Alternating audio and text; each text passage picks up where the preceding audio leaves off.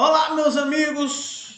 Olá, meu amigo, minha amiga, você que está se preparando para a vez, estamos de volta dando continuidade à nossa resolução de questões para a OAB de processo civil. Bacana?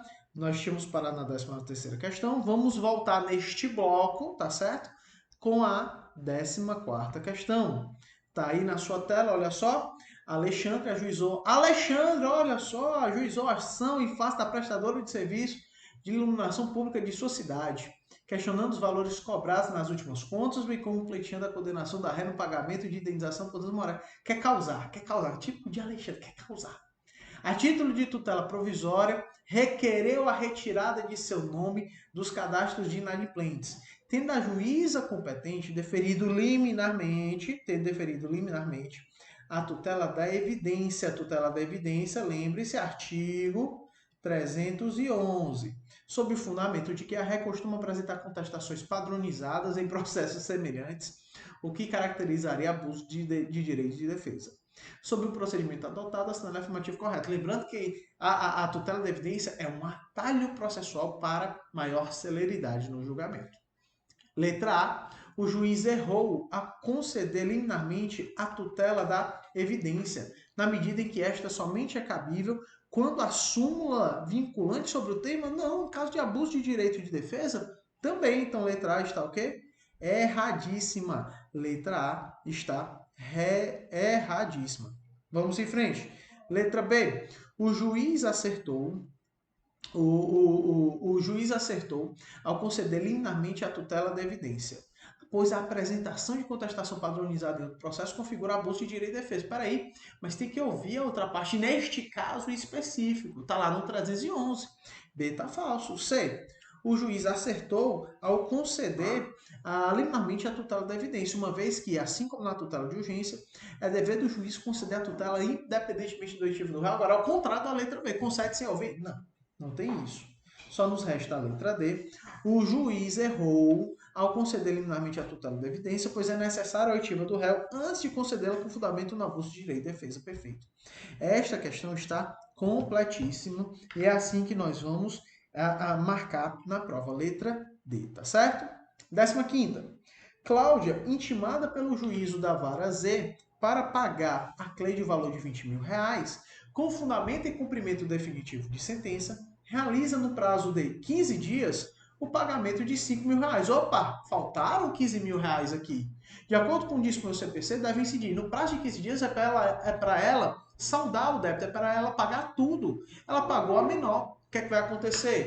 Eu, como advogado, vou pedir os honorários de sucumbência em relação aos outros R$15.000. Ela tinha que pagar tudo. Tá certo? Cuidado com isso. Aqui é a questão da execução ou então cumprimento definitivo de sentença fundada em quantia certa, pagar a quantia certa, ok? Então deve incidir a multa de 10% e honorários advocatícios sobre R$15.000, perfeito, sobre aquilo que falta a pagar. Tranquilo? Bacana? Vamos em frente, não causa nem dúvida essa daí, show de bola. 16ª. Luciana, por meio de seu advogado, propôs demanda em face de Carlos, perante determinado juizado especial civil, na qual pediu, a título de indenização por danos materiais, a condenação do réu ao pagamento de R$20.000. Ao julgar parcialmente procedente o pedido, o juiz acolhe, aquele que proferiu a sentença em primeiro grau, condenando o demandado ao pagamento de R$15.000.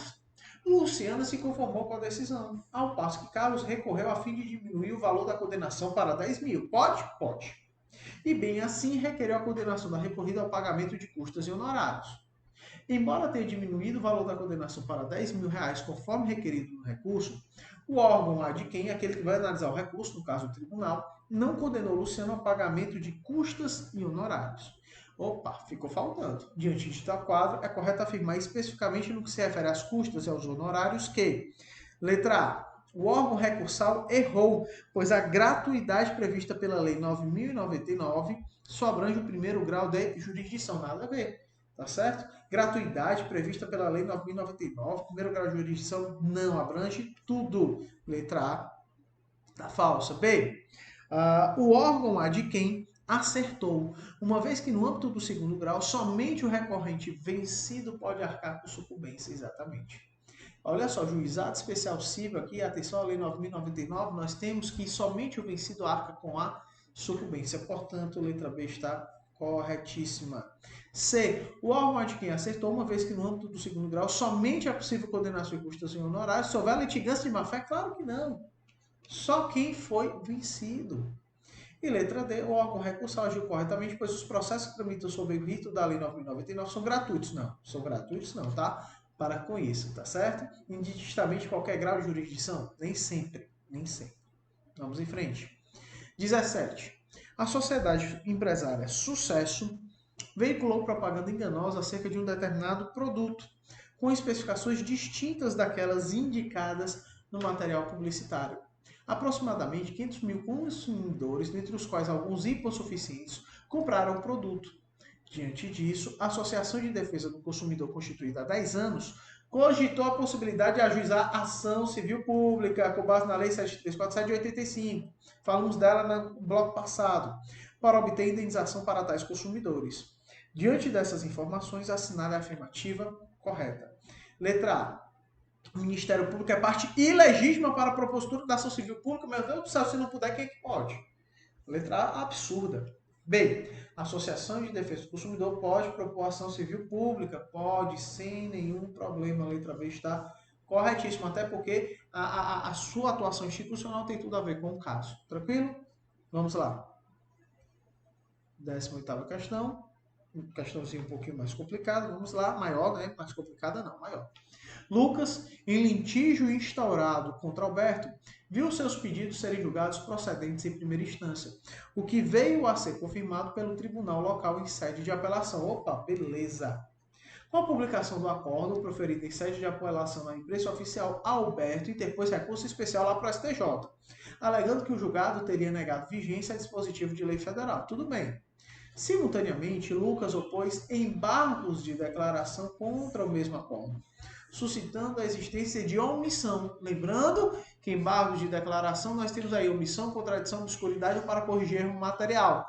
Efeito interruptivo dos embargos de declaração interrompem o prazo para outros recursos, para interposição de outros recursos, ou seja, o prazo começa a voltar do zero.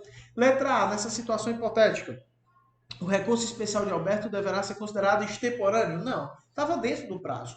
No Lucas eu só vejo o quê? Ao mesmo tempo. Então aguarda, tá certo? Não é extemporâneo de coisa nenhuma. Não vai desprezar o que foi feito pela outra parte. Alberto, após o julgamento dos embargos de declaração de Lucas, terá o direito de complementar ou alterar as razões de seu recurso especial. Não pode. Tá certo? Não pode. Independentemente do resultado do julgamento dos embargos de declaração, não. Se os embargos de declaração forem improcedentes, mantendo a sentença no original, ele não pode complementar. Tá certo? Ele já mostrou as razões do seu recurso quando recorreu. C. Alberto não precisará ratificar as razões de seu recurso especial para que o recurso seja processado e julgado se os embargos de declaração forem rejeitados, não alterando a decisão recorrida. Perfeito. Foi o que eu acabei de falar. Foi o que eu acabei de falar. Letra C, corretíssima. 19, questão 19. Maria dirigia seu carro em direção ao trabalho quando se envolveu em acidente com um veículo do município de São Paulo, afetado a Secretaria de Saúde. Em razão da gravidade do acidente, Maria permaneceu 6 meses internada, sendo necessária a realização de 3 cirurgias. 15 dias após a alta médica, a vítima ingressou com ação de reparação por danos morais e materiais em face do ente público. Na sentença, os pedidos foram julgados procedentes, com condenação do ente público ao pagamento de 200 salários mínimos. Quem? Município de São Paulo, 200 salários mínimos, não tendo a ré interposto o recurso. Diante de tais considerações, assinale a afirmativa correta. Opa, lembre-se aqui. A questão do reexame necessário. Só haverá reexame necessário, ou seja, só haverá recurso analisado, só haverá a devolução do processo para o tribunal ad quem, para o órgão ad quem, tá certo? No caso, o TJ de São Paulo, se a condenação contra este município for de, no mínimo, acima de 500 salários mínimos. A condenação aqui foi de 200 salários. Professor, mas é muito dinheiro, então sempre vai ter reexame necessário. Não. Só se fosse 500 salários mínimos. Artigo 496. Cuidado com isso. Tá certo? Letra A. Ainda que o município de São Paulo não interponha qualquer recurso, a sentença está sujeita a remessa necessária? Não está. Pois a condenação superou a 6 salários? Não, tem que ser 500 salários mínimos. B. A sentença está sujeita à remessa necessária em qualquer condenação. Para por aí. C. A sentença não estará sujeita à remessa necessária, perfeito, porquanto a sentença condenatória é ilíquida. Não, não é ilíquida, é 200 salários mínimos, não é ilíquida. E D. A sentença não está sujeita à remessa necessária, pois a condenação é inferior a 500 salários mínimos. Limite aplicável ao caso. Perfeito. Após o trânsito julgado, Maria poderá promover o cumprimento de sentença e face no município de São Paulo? Pode. Cuidado com o artigo 496 que fala de reexame necessário. Letra D está corretíssima. Vamos em frente.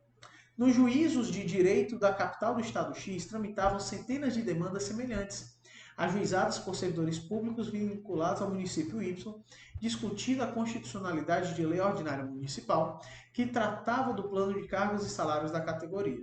Antevendo risco de ofensa à isonomia, com a possibilidade de decisões contraditórias, o advogado de uma das partes resolve adotar medida judicial para uniformizar o entendimento da questão jurídica. Nesta hipótese, o advogado deve peticionar. Opa, ele quer uniformizar o entendimento da questão jurídica. O que é que ele vai ter aqui? O que é que ele vai ter aqui? Olha só. Das questões de precedentes judiciais, tá certo? Letra A. Ao juiz de direito no qual tramita a demanda por ele ajuizada, requerendo instauração de incidente de assunção de competência. Peraí. Assunção de competência, o tribunal é quem assume esta competência, então ele não vai requerer ao juiz de direito, ele vai requerer ao tribunal. Tudo errado aqui. Tudo errado. B. Ele vai requerer ao presidente do tribunal ao qual está vinculado o juízo de direito, agora sim, a instauração de incidente de resolução de demandas repetitivas. Pode? Pode. Sem nenhum problema. Sem nenhum problema. A letra B está corretíssima. Olha a letra C. Ao presidente do tribunal, ao qual está vinculado o juiz de direito, requerendo a instauração de incidente de arguição de inconstitucionalidade. Nada a ver. E D. Ao juiz de direito qual tramita a demanda, requerendo a intimação do Ministério Público. Nada a ver. Se eu quero aqui formalizar um entendimento, padronizar de precedentes judiciais, então eu vou utilizar o quê? Instauração de incidente de resolução de demandas repetitivas. Cuidado com isso. Ah, professor, eu teria aqui o IAC também, o incidente de assunção de competência. O procedimento é um pouquinho diferente, porque eu não vou peticionar o juízo de direito, e sim ao próprio tribunal, ok? 21ª questão. A multinacional... Então, 20ª questão, letra B de bola, só para deixar claro. 21ª. A multinacional estrangeira Computer Inc., com sede nos Estados Unidos, celebra contrato de prestação de serviços de informática com a Sociedade Empresarial Telecomunicações S.A., constituída de acordo com as leis brasileiras e com sede no estado de Goiás. Os serviços a serem prestados envolvem a instalação e a manutenção dos servidores localizados na sede da Sociedade Empresarial Telecomunicações S.A. Perfeito. Ainda consta no contrato celebrado entre as referidas pessoas jurídicas que eventuais litígios serão dirimidos com exclusividade perante a Corte Arbitral Alfa, situada no Brasil. Escolheu a arbitragem? Vai para a arbitragem. Após discordância sobre o cumprimento de uma das cláusulas referentes à realização dos serviços, a multinacional Computer Inc. ingressa com demanda no foro arbitral contratualmente avançado. Perfeito. Com base no caso concreto, assinale a afirmativa correta. Letra A. A cláusula compromissória prevista no contrato é nula de pleno direito? Não é. Uma vez que o princípio da inafastabilidade da jurisdição para por aí. A questão da arbitragem ela está permitida pela lei. Então, não estou aplicando aqui a inafastabilidade de jurisdição. Pelo contrário, a nossa lei aceita a arbitragem. Então, não há que se falar em princípio da inafastabilidade da jurisdição. É uma exceção permitida por lei, tá certo? B. Caso a empresa Telecomunicações S.A. ingresse com demanda perante a vara civil, situada no estado de Goiás, o juiz deverá resolver o mérito? Não, peraí, se tem cláusula de arbitragem, vai alegar na contestação, como um preliminar de contestação, que existe o quê? Uma cláusula de arbitragem a ser seguida. Então, o juiz envia para a arbitragem. C. Visando efetivar a tutela provisória deferida em favor da multinacional Computer Inc., poderá ser expedida carta arbitral pela Corte Arbitral Alfa, perfeito, para que órgão do Poder Judiciário com competência perante o Estado de Goiás pratique atos de cooperação que importem na constituição provisória de bens na sede da Sociedade Empresarial de Telecomunicações S.A., a fim de garantir a efetividade do provimento final perfeito. Inclusive, é uma das formas de você a diminuir o excesso de demandas no processo judicial. Letra C, portanto, está corretíssima. Dê uma lida na lei da arbitragem também. 22ª questão. João ajuizou a ação indenizatória contra Maria postulando a condenação ao pagamento de R$ 100.000 a título de reparação por danos materiais e 50 mil por indenização de danos morais, em razão do descumprimento de um contrato firmado entre eles, referente à compra e venda de 2 imóveis, cujos valores eram 500 mil e 200 mil reais. Olha só. Maria, citada, apresentou contestação e reconvenção. A FGV adora reconvenção. Lembre da natureza de peça autônoma da reconvenção, tá certo? Ela não depende do outro processo, ela é um processo à parte dentro do inicial. Pedindo a declaração de validade, aliás, não é nenhum processo, é uma relação jurídica processual independente da outra. Pedindo a declaração de validade parcial do contrato relativo ao imóvel de R$ 200.000, bem como a condenação de João ao pagamento de indenização por danos morais no valor de 20 mil. Diante de tal situação, assinale a opção que apresenta o valor da causa da reconvenção. Opa! Se a reconvenção tem natureza autônoma, então eu vou aplicar as mesmas regras do artigo 192 que valem de valor da causa. Se eu tenho pedidos cumulados, eu vou somar os pedidos. R$ 200.000 com R$ 20.000. O valor da causa deve ser o quê? R$ 220.000. É a mesma regra com uma petição inicial. Segue a mesma regra. Letra A. O valor deve ser o mesmo da ação principal? Não. Não é necessário dar valor à causa da reconvenção? Claro que é. B. O valor deve ser R$ 220.000, perfeito. Referente à soma do pedido de declaração de validade e do pleito de indenização por danos morais. Artigo 92, quando se trata de cumulação dos pedidos, aplica-se a mesma regra. Não perde tempo. 23ª questão. Estamos chegando ao final deste bloco. Mantenha-se firme. Vamos lá. Carlos ajuizou em 18 de março de 2016, grifa esta data, ação contra o Banco Bom Sucesso. Contra o Banco Sucesso, perdão, Bom Sucesso não, contra o Banco Sucesso, pelo procedimento comum, pretendendo a revisão de determinadas cláusulas de contrato de abertura de crédito.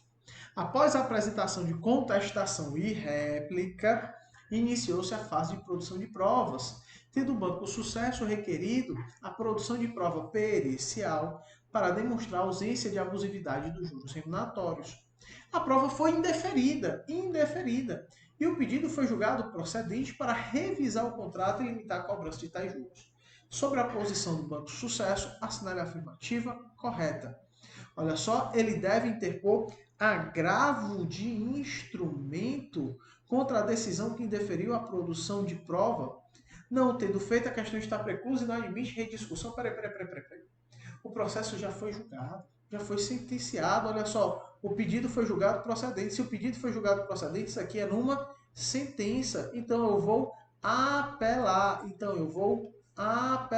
Eu vou aqui interpor uma apelação. Cuidado com isso. Ixi, saiu um pouquinho torto, é por causa da mesa digitalizadora, tá? Apelação, letrata falsa. B. Ele deve apresentar petição de protesto contra a decisão? Não. C. Ele deve permanecer inerte em relação à decisão de indeferimento de produção de prova. Não tem o que fazer, mas poderá rediscutir a questão em preliminar de apelação. Perfeito. Seria uma matéria que poderia ser alegada como agravo de instrumento, mas aqui já houve a sentença. Então, preliminar de apelação. Letra C está corretíssima. A dor é essa, a petição de protesto, né? Vamos lá, 24ª questão. Glaucia ajuizou, em abril de 2016, ação de alimentos em face de Miguel, com fundamento na paternidade. O réu na contestação alegou não ser pai de Glaucia. Após a produção de provas e o efetivo contraditório, o magistrado decidiu favoravelmente ao réu, ou seja, que ele não é pai. Inconformada com a sentença de improcedência que teve por base o exame de DNA negativo, Glaucia resolve agora propor ação de investigação de paternidade em face de Miguel. Sobre a hipótese apresentada, inconformado com a sentença de improcedência que teve por base o exame de DNA negativo, Glaucia vai propor novamente ação de investigação de paternidade em face de Miguel. Sobre a hipótese apresentada, assinale a afirmativa correta, tem a coisa julgada, tem uma prova aqui muito robusta, o exame de DNA deu negativo. Aí vem a letra A, o magistrado deve rejeitar a nova demanda com base na perempção? Não, a coisa é julgada. B, a demanda de paternidade deve ser admitida? Claro que não, coisa julgada. C, a questão prejudicial relativa à paternidade não é alcançada pela coisa julgada? Claro que é. E letra D, a questão prejudicial relativa à paternidade é atingida pela coisa julgada e o novo processo deve ser extinto sem resolução do mérito. Perfeito? Perfeito, pelo amor de Deus. Claro que a letra T está corretíssima. É só você saber que houve coisa julgada. Ele ainda tem a prova de DNA que foi negativa. Obviamente, ela não pode demandar novamente. Aceita, aceita, infelizmente. Ou felizmente, não sei. Vamos para a nossa última questãozinha aqui deste bloco. Em execução por título extrajudicial, movida pela distribuidora de bebidas Geladão em face do supermercado Preço Certo, o executado citado não realizou o pagamento da dívida.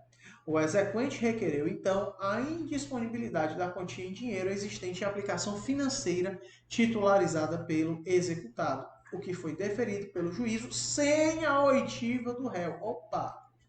Bloqueado o valor superior à dívida, o juiz deu vista do processo ao exequente, que requereu a conversão da indisponibilidade em penhora. Sobre o procedimento adotado, assinale afirmativo correto. Olha só a letra A. A conversão da indisponibilidade em penhora deve ser deferida independentemente de ciência prévia do ato executado, por favor. E a vedação, a decisão surpresa, o executado não está sabendo nem que ele tem aqui uma penhora contra ele, que o valor foi bloqueado, sabe nem por quê. Cadê o contraditório e ampla defesa? Letra A está falso, que absurdo. B.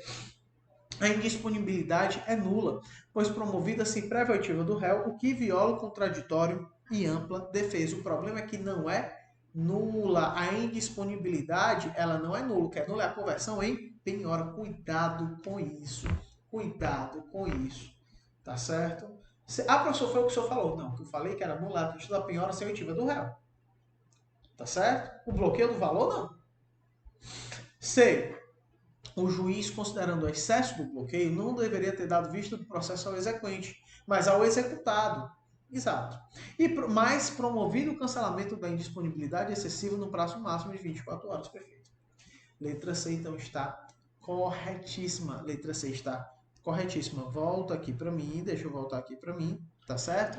Nós vamos encerrando mais este bloco. Ainda existem mais blocos a realizarmos aqui a correção. Tranquilo? Um grande abraço, bons estudos e até o próximo bloco.